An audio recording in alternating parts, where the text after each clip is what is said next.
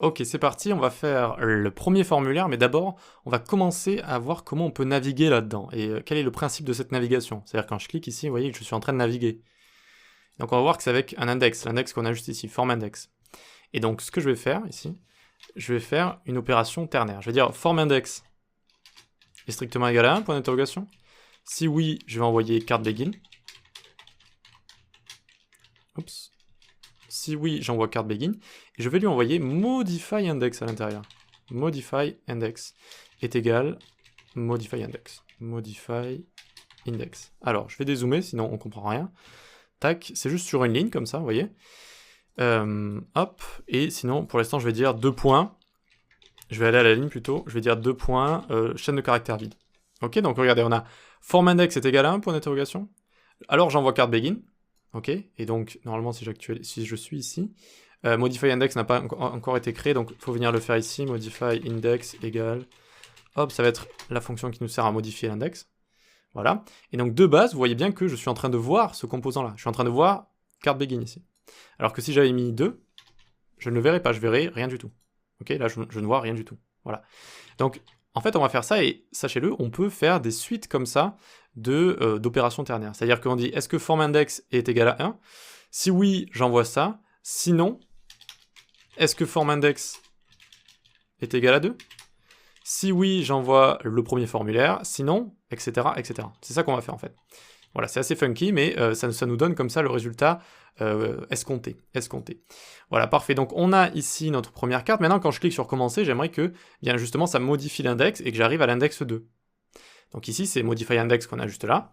Et tout simplement, il va faire set form index de index, et il va recevoir, devinez quoi, l'index.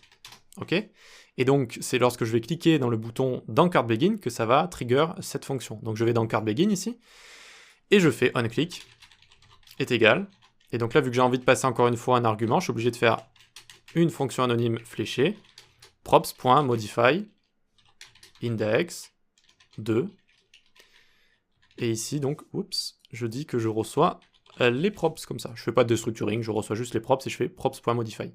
Et donc, regardez maintenant, hop, c'est bon, ça s'est modifié. J'ai passé 2 ici, donc ça a appelé ici, ça a changé le state index, c'est passé à 2, et je suis passé à la seconde slide. Seconde slide qui va être notre premier formulaire et qu'on va créer maintenant. Donc on vient dans subform, pour l'instant il y a juste subform CSS, et donc on vient ici et on va l'appeler, alors j'avais appelé comment celui-là? Dietform.js, voilà, et on peut commencer à le créer, rfc tab. Allez, c'est parti. Hop, donc on le crée juste et puis ce sera la fin de la vidéo, vous inquiétez pas, ce sera pas trop long. Use state, on va utiliser use state, et évidemment on a envie de styliser tout ça, ce sera automatique, car je vous ai déjà fait tout le CSS. Hop, donc ce sera automatique. Ensuite, ici, à l'intérieur, j'ai à chaque fois utilisé des formulaires. Donc, form, ok, class name est égal dietform, c'est le premier formulaire qu'on va utiliser. Voilà, très bien, et onSubmit, déjà, ce qu'on peut faire, onSubmit, quand on va le submit, donc soit en appuyant sur Entrée quand on est sur un input, soit en appuyant sur le bouton. OnSubmit est égal, et j'avais appelé ça prevent func. Parce que ici j'ai juste envie de faire const prevent func est égal e, et ça retourne e.prevent default. Et ça me permet de prévenir le comportement par défaut d'un formulaire qui est l'envoi des données quelque part, et comme ça et le rafraîchissement de la page, et du coup pas de rafraîchissement de page ici. J'utilise tout ça en front avec ma petite application ici. Ok pour ça? À l'intérieur, je vais écrire P. Quel est ton régime alimentaire? Ok. Et alors, ce qu'on pourrait faire déjà, c'est on pourrait afficher ce dietform. Donc, ce qu'on va faire, on va aller dans multiform ici, puis on va, hop, l'importer. Import dietform comme ça, from./subform/dietform comme ça. Ok. Et donc, on peut commencer à se faire notre ici.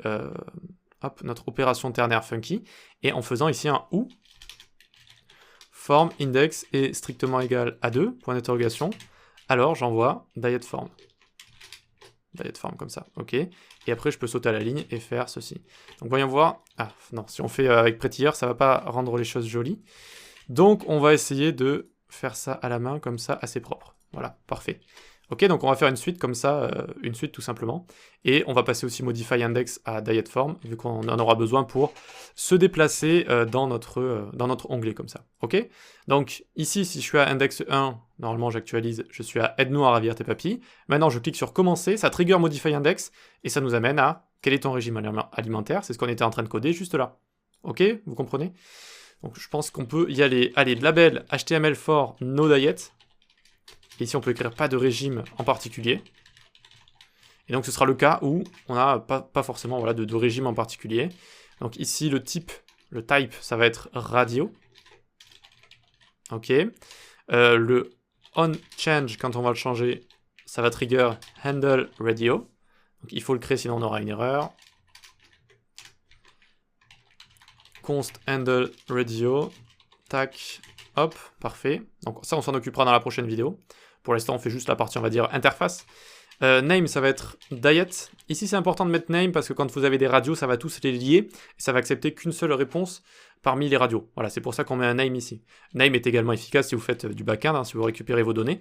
Mais pour le coup, là, ça a aussi une importance en front. ID est égal no diet pour le lier au label. Et value est égal no diet. Ok, parfait. Donc c'est la valeur qu'on récupérera ensuite en front. Et puis on peut copier ça, hein, maintenant qu'on a fait ceci. On va coller, coller, coller, tac. Et donc on n'a pas de régime ici. Là on va avoir omnivore juste. Omnivore. Alors je sais pas si vraiment on se dit omnivore en général, mais bon, on a mis ça comme ça. Ensuite on va avoir omnivorous ici. Omnivorous, c'est comme ça qu'ils disent en anglais. Omnivorous. Et du coup ça va être name... alors ID plutôt, omnivorous, value omnivorous, parfait. Ensuite on va avoir végétarien ici. Allez, c'est l'avant-dernier, végétarien. Tac. Et ici on va avoir végétarian. Voilà. On va le mettre à la valeur et à l'ID.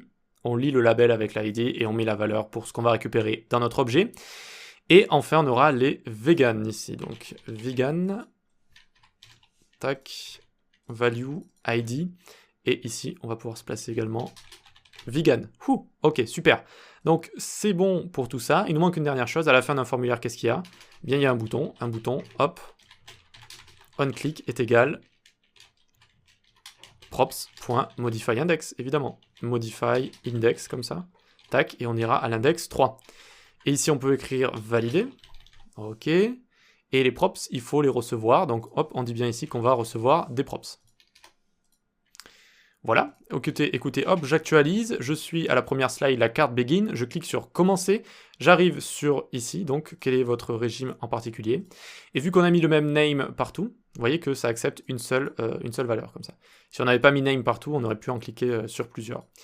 Voilà, très bien, donc pour l'instant, on n'a pas encore rempli l'objet de toutes les valeurs en fait qu'on a envie d'accumuler ici. C'est ce qu'on fera dans la prochaine vidéo, voilà, allez, à tout de suite, au les cœurs. Soyez courageux, on a déjà fait quand même pas mal de choses. Après, ça va être assez, on va répéter pas mal de formulaires après. Ce qui va être intéressant, c'est de remplacer comme ça à chaque fois les différentes données juste ici. Allez, à tout de suite.